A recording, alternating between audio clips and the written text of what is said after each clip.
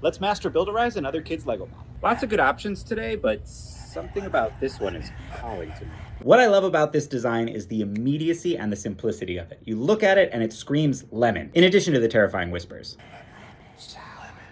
Just gonna ignore those. The designer also uses the stud out technique similar to last week's frog, and that lets them get this slight amount of detail on there. It's really hard to make something that tapers like a lemon does, and this is an effective way to do it. It's subtle, but it really adds to the model, so let's try and do it justice. We're gonna add some curves to a plate 4 times, then make 2 little walls with snot bricks. And just a quick PSA about snot bricks, because I talk about them all the time. It doesn't actually refer to snot, it stands for studs not on top, and it lets us build sideways, like with this nose. Snot bricks are super useful, and I include them in almost every one of my builds. Even this one. We use the snot bricks to hold these 2 walls together this way. So we have studs on all the sides and create a perfect circle, which is going to act as the center of our lemon. Now we can use more of these to start tapering the bottom. Add more snot bricks. Then we build a little curved T that will connect all of this. The hard part is filling in here. Let's take this off for now. Give ourselves some more studs to work with. More curves, both sides. I'm going to attach some snot bricks here, and you'll see why in a minute. However, these do make it so that this won't fit. So we essentially give it a little cutout, and that one stud is all we need to add our curves. We repeat that all around, and then on these studs we add 1x1 bricks. Now we can put this back on, and I did reinforce it so that it rests against the inside. And then we use these bricks to make the corner.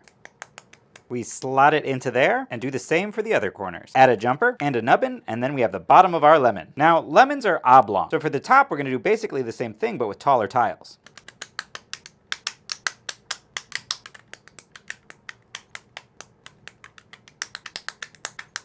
Nice. In addition to making this longer, we also have to add an extra little bump up here. So we build a little tower using a whole lot of snot bricks, and then we kind of finagle this in here.